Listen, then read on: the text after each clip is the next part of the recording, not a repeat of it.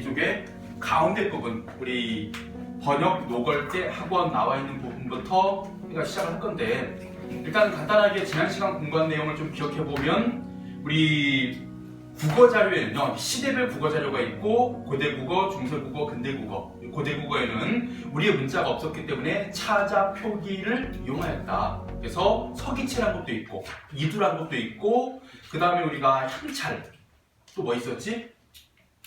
고유명사 표기, 구결 이런 것도 있었고, 그 다음에 중세국어로 넘어오면서 일단은 전기 중세국어는 크게 안 다뤄집니다. 훈민정음 창제되기 이전에 우리 문자가 없던 시대에는 안 다뤄지고, 훈민정음 창제 이후부터 처음에 훈민정음이 자음 17글자, 모음 11자를 만드는 그 원리와 선조를 사용했다는 것, 그래서 방점으로 표기한 것 설명했고요. 그 다음 노표 표현이 옛날에는 주체, 개체, 상대 모두 선어만 어미들을 사용했죠. 그 환경과 조건 여러분들 다 정리해 놓으셔야 되고, 그 다음에 우리 희액중성 치연도 마찬가지. 오늘날에 머리카락, 살코기, 암탉, 숙회하는 그런 단어에서 흔적이 남아있는 희액중성 치연까지 공부를 했고요. 그 다음에 우리 오늘 볼 부분이 이거 번역 노걸대인데, 잠깐 오른쪽 옆에 두 번째 마우스 클릭 보세요. 번역 노걸대가요 16세기라고 되어 있잖아요. 여러분 이런 시대의 표현을 잘 봐야 돼요. 16세기라고 하면 1500년대거든요. 그죠? 그러면 1500년대 하게 되면 뭐예요, 여러분들? 이 후기 중세국어, 쉽게 말하면 근대국어로 넘어가지 않은 시기의 모습. 그러면 이 16세기는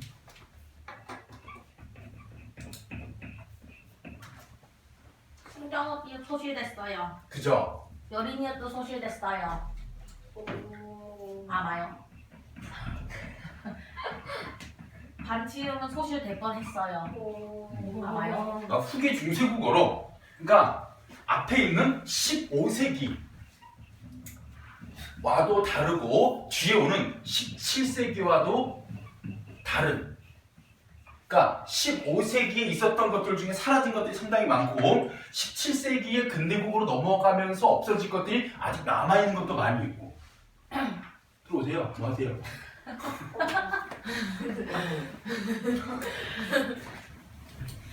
자, 이런 점들 우리가 찾아보겠습니다. 자, 일단은 읽어볼게요. 내 이 뭐를 교훈이 사오나오니 크니 작으니 모두와 언내나 값을 바꾸죠. 호나콤 값을 이루라. 대되 140냥 은을 받으리라. 내 일이공 값을 잃어 무슨 옳다. 자, 이렇게 했을 때 잘 보세요. 첫 번째 내부터 보겠습니다. 내, 이 내를 이야기하는 이유는 뭐냐면요, 바로 주격조사가, 자, 이 중세국어 시기에는요 뭐가 있었느냐, 이를 주로 사용하고 가는 사용되지 않았다는 점, 그리고 이 이가 병모가 좀 다른 어떤 그 다른 모습이 나타나죠. 그래서 이, 모음 이, 그 다음에 제목격. 그래서 이 같은 경우에는 자음 뒤에서, 그 다음 이는 이나 반모음 이외의 모음 뒤에서 이 모음 이가 주격수로 쓰였고, 제목격은요, 그러니까 아예 안 붙는 경우입니다. 이나 반모음, 요 모음 뒤에서 아예 주격수가 붙지 않죠. 이런 여러분들 주격조사를 하나 보고, 그 다음에 여기 네라는 표현이요. 네. 자, 네라는 표현이, 자, 현대에 오면, 현대에는 이걸로 뭐였냐면 2인칭은 너예요. 여기다가 주격조사를, 현대는 가가 있으니까 가를 붙여보면요, 우리는 말할 때 너가라고는 하지만요, 이거 잘못된 표현입니다. 내가라고 해야 돼요. 내가. 그래서 너에다가 가를 붙였더니 내가라고 불규칙하게 앞에 있는 뭐가 이 치열이 변해버리는 경우. 중세에는 자, 너라는 2인칭 대명사에다가 주격조사가 뭐가 붙냐면 이가 붙어요. 이가 붙으면 그대로 네, 이게 주격 형태예요. 너가라는 뜻이죠. 네.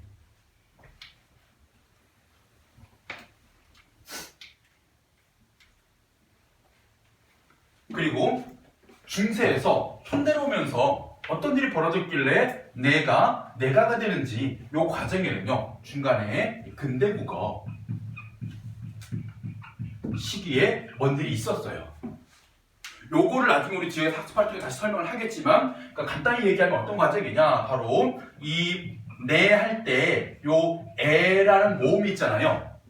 중세에는 이게 이중모음이어서 어이였어요. 어이. 그래서 네라고 안 읽고 있을 때 뭐라고 읽었을까요? 너희라고 읽었죠. 너희. 근데 이게 근대국어 시기에 어떻게 됐냐? 단모음화된 거예요. 네라. 그래서 너희라는 이 주격조사가 붙은 말이 네라는 단모음화 되면서 네로 굳어져 버린 거예요.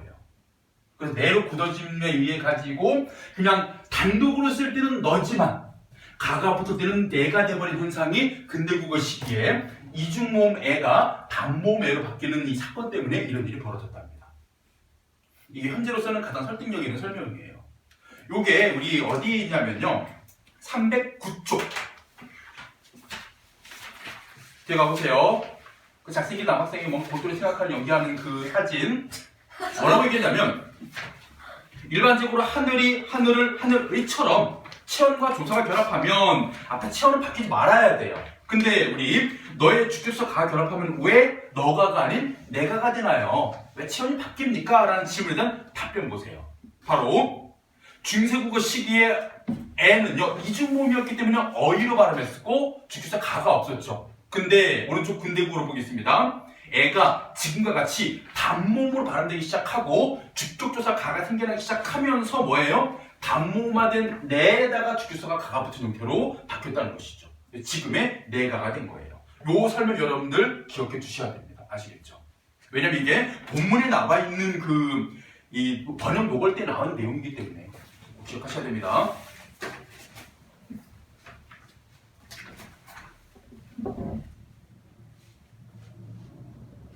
자, 그리고 우리가 두 번째 봐야 될 게 뭐냐? 바로 자, 종결어미.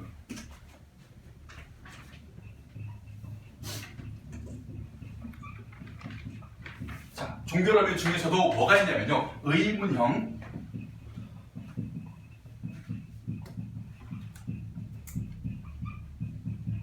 종결어미와 관련돼 가지고 지금 거기에 예문과 설명이 나와 있는데 뭐냐 보시면 바로 니은다예요. 니은다. 여러분 두 번째 줄에 번역 녹을 때에 밑줄 그어진 헌언다 보이시죠? 요게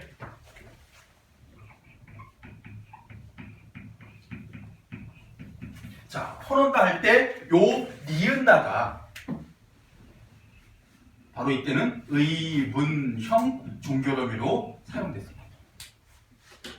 근데 현대에는 요 니은다가 평서형으로 사용됩니다. 나는 밥을 먹는다, 집에 간다 하고 평서형으로 쓰이는데 중세에는 뭐뭐 헌한다 하게 되면 이게 무엇 하느냐라는 의미의 의문형이 되어버리는 것이죠.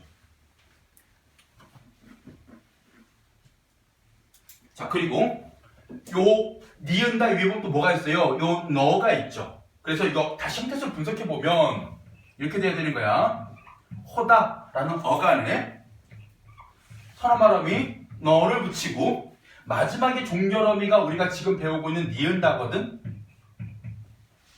그래서 얘가 의문형 종결어미 어간 얘는 선어말어미인데 얘가 붙으면 뭐가 되냐? 현재 시제의 의문형이 되는 거예요. 알겠죠? 현재 시제 의문형이 됩니다. 얘가 붙으면 현재 시제의 의문형이 되죠.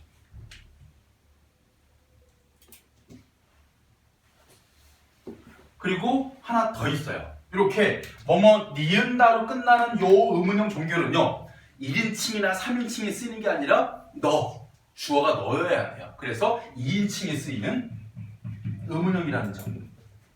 기억할 거 세 가지입니다. 첫 번째, 의문형 종결어미에 니은다가 있었다. 현대는 평사형으로 쓰이는데. 두 번째, 선어말 어미를 너를 붙이면 현재 시제 의문형이 된다. 그리고 이 의문형 종결어미는 2인칭에만 쓰인다예요.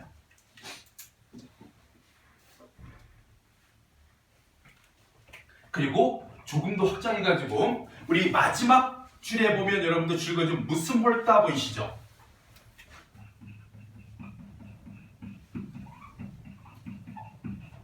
자, 얘는 어떻게 되냐? 리을따로 돼 있어. 리을따. 이렇게. 얘도 의문형이에요. 그러니까 니은다만이 의문형이 아니라 리을따도 의문형이 되는데 얘는 무엇 하겠느냐? 무엇 하려느냐는 미래 시제 의문문을 만드는 미래 시제 의문형이에요.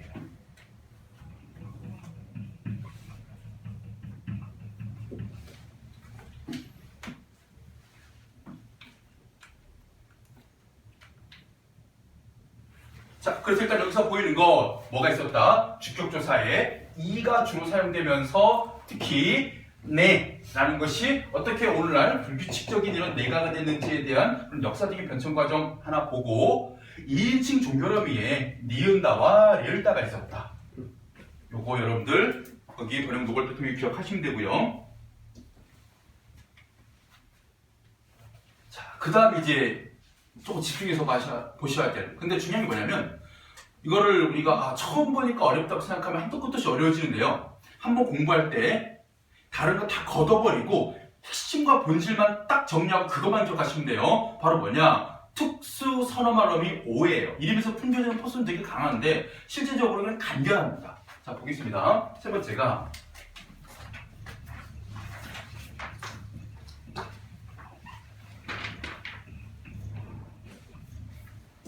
근데 이 오라고는 대표적으로 얘기하지만요. 얘가 반드시 오로만 쓰이는 게 아니라 이 오가 오로도 쓰이기도 하고 우로도 쓰이기도 하고 심지어는 로로 바뀌기도 해요.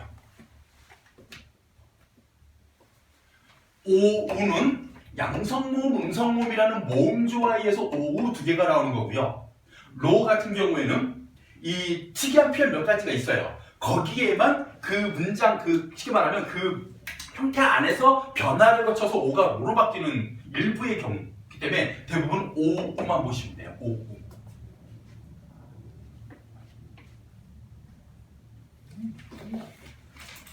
자, 그랬을 때 이 오해 용법 첫 번째 뭐가 있냐? 바로 종결 표현에 사용돼요.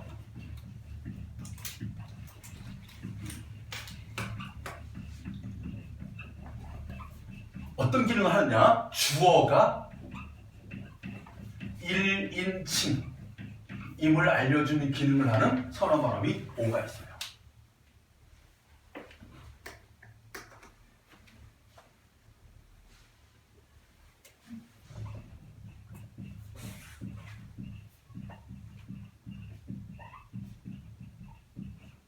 자, 만약 이런 예문이 있다고 칩시다. 실제 존재하는 예문이에요. 아이고, 아래가 가는 오에 오. 죄송합니다. 오로 해야 말이 되지?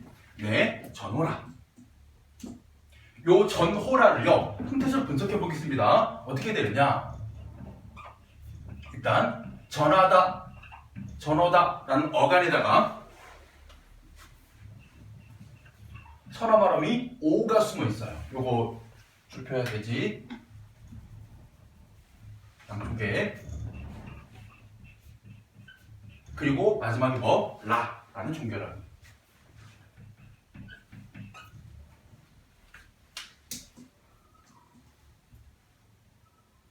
이게 바로 이 오가 무슨 기능을 해요? 전하는 주체가 주어가 누구? 내, 나 1인칭임을 알려주는 기능을 한다는 거예요.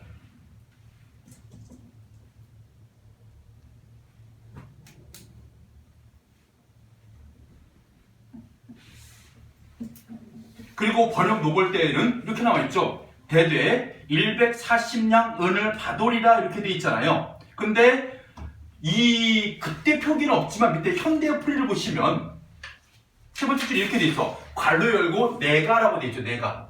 그러니까 주어가 생략된 문장이야. 원래 원문에는. 근데 현대 풀이 보니까 내가라고 들어갈 때는 이게 무슨 얘기예요? 이 문장의 주어가 나라는 얘기입니다. 1인칭이라는 얘기예요. 거기다 대고 지금 뭐가 나왔습니까? 서술어에 다돌이라가 나온 것이죠. 그래서 이 다돌이라가 내가 무엇을 다돌이라라고 표현했죠. 다돌이라. 이것은 또 마찬가지 형태식으로 분석할 수 있어야 돼요. 어떻게 분석합니까? 바로 그죠? 일단은 받다예요. 면접표기 된 거니까. 그래서 받 더하기 오 더하기 리 더하기 라죠.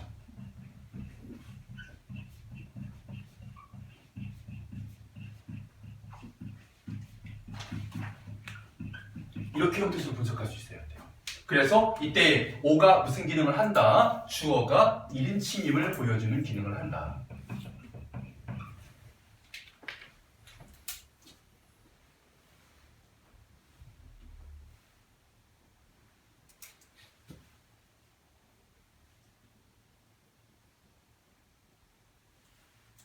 됐죠? 그래서 만약에 주어가 1인칭이 아니면요 바돌이라가 아니라 바들이라가 돼요. 그렇죠? 보조적 연결음이 의가 들어와서 그냥 바들이라라는 그런 형태로 바뀌어버리고 이건 주어가 1인칭이니까 오가 들어가서 바돌이라가 됩니다. 그렇죠? 두 번째 거는 지금 원래는 여러분들 지금 고등학교 문법에서 다루면 안 되는 내용이에요. 지금 솔직히 이거 들어보도 반칙이거든요. 우리 전공 시간에 저도 대학 때 배웠어요. 고등학교 때 배운 기억이 없습니다. 이 정도의 수준의 중세국어를. 저희 때는 훈민정음을 세종장이 지었는지만 알면 됐어요. 만들었는지만 알면 될 정도의 수준이었는데 지금은 상당히 깊이 들어왔잖아요. 근데 2번도요. 참고로만 알아두세요. 처럼 말하면 오가 언제 쓰이냐? 관형사절에서 목적. 암기 문장이겠죠? 그래요. 관형사절에서 관형사절의 서술어가 바로 이 오가 들어가는 자리인데요. 관형사절의 서술어에 사용됩니다. 그러면서 이 관형사절의 수식 범위가 수식 대상이 이 안긴 문장이 뭐일 때? 목적어일 때. 뭐가 사용된다? 특수선어 발음이 오가 사용돼요.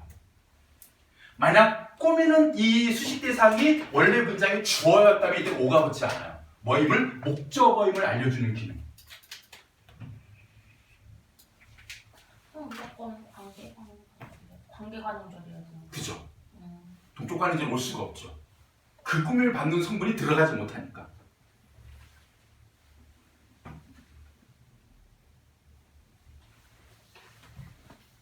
자, 그래서 선어 발음이 옵니다. 바로 주어가 1인칭 화자일 경우에 서술어 자리에 선어 발음이 오를 사용해가지고 주어가 1인칭을 보여준다. 이게 특별한 기능이고 이게 중요한 기능이에요. 아시겠죠? 기억해 두시면 되겠습니다. 궁금한 거 물어봐도 돼요? 예. 순경어 피읍이 오로 변했다는데 예. 그거는 이거랑 다른 거예요? 그죠? 그때 오는 진짜 말 그대로 모음 오우예요. 그러니까 순경어 비읍 같은 경우에는 이런 경우야. 덥다 라는 어간에다가 어미 보통 어나 아가 와야 되거든. 뭐와가 오는 게 아니라 이때는 음성모음이니까 이거 어가 오겠지. 그러면 덕어가 되는 게 아니라 얘가 순경음 비읍의 과정을 거치고 다시 이게 뭐가 돼가지고 어니까 우가 돼야 되겠네. 그래서 이 우랑 어랑 결합해가지고 뭐가 된 거예요? 더워가 되는 거죠. 곱다 같은 경우에는 요게 오겠죠. 고와가 되는 거예요. 아시겠죠? 그래도 얘는 몸으로라도 뭔가 변화되지만요. 반치음은 아예 사라져요.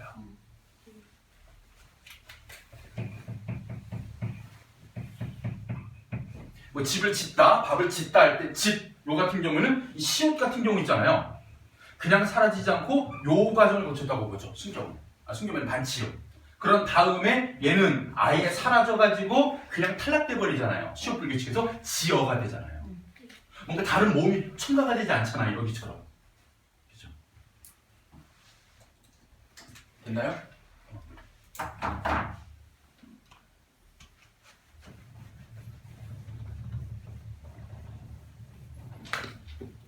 자, 그리고 우리가 세 번째가요. 바로 현대국어에 영향을 미친 어휘.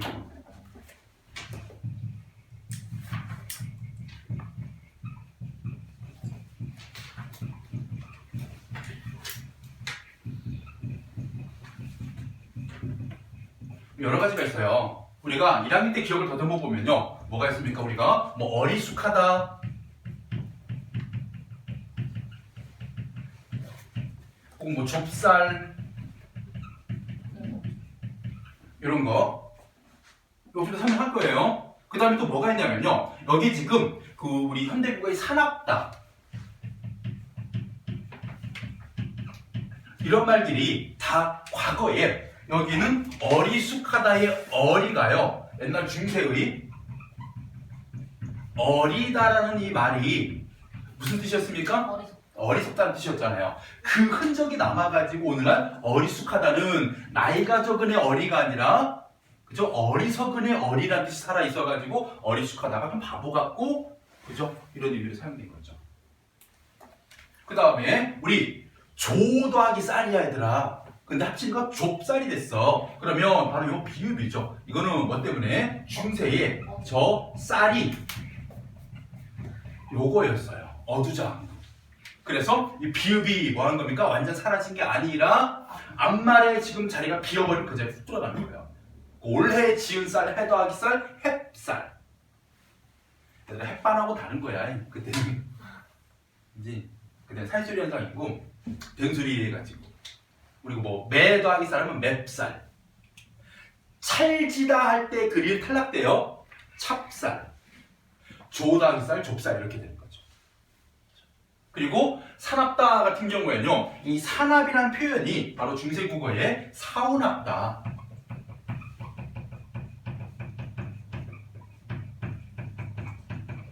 라는 말의 의미가 크게 안 바뀐 채 그대로 내려와서 영향을 준 경우예요.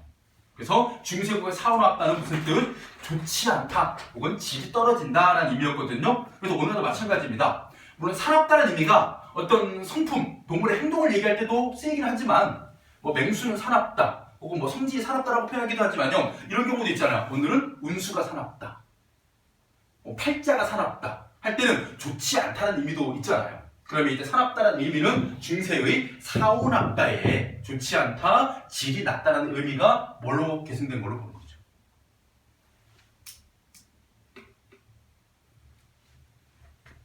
자, 그래서 또 확인 보면, 자, 중세국어 방점을 찍어 성조를 표시했고요. 성조의 종류 4가지가 있었습니다. 평성, 거성, 상성, 입성. 지난 시간 강의 다 있었고요. 주체높임, 시, 대체높임, 섭 있었고, 다 앞말의 받침 조건과 뒤에 오는 어비가 자음이냐 몸이냐에 따라서 다 공부를 하셨고요. 상대높임의 이. 근데 이게 하나만 나와 있는데 it도 있죠. it은 명령, 그리고 이는 평서. 그리고 주격수사는 이가 사용되었고, 오늘 배운 부분입니다. 니은다가 의문형 종교랍니다. 주어가 1인칭일 경우 서술어에 선어말함이 오를 사용했다. 되다, 되다도 있네. 지난 시간에 했던 거지. 아주 몹시 되게라는 의미의 되다나 오늘 배운 사납다가 사오납다가 전부 다 현대국어에 영향을 준 그런 단어의 예가 되고, 시옷종성시형까지 다 설명을 했죠. 그 다음에 아들이 이 우리 스스인이다, 스스인이이다라고 되어 있거든요. 그럼 이때 이는 평서문에서 상대높임 선어말어비로 아버지를 피고 있고, 왜 상대니까 청자는 아버지가 높아지는 것이죠. 그리고 나도 이제 너의 스승님을 보접고저 했을 때 스승님을 뵙고저. 그럼 이거 뭐가 되느냐? 스승님을 높이는 객체높임 선어말어미가 사용된 부분이에요. 그리고 좀 추가적으로 봐야 되는 게, 중세국어에는 띄어쓰기를 하지 않았다는 것. 우리가 번역 노걸대 같은 거 보면요, 방점이 찍혀있기 때문에 좀 띄어쓴 것처럼 보이지만요, 엄밀히 말하면 얘네들 다닥다닥 붙어있는 겁니다. 그래서 띄어쓰기 하지 않았다, 이어적기, 연철표기가 일반적이었다. 그리고 받침표기로는 뭐가 있었다? 팔종성법이 있었다. 근데 우리가 이런 경우가 있어. 얘들아, 우리 받침표기가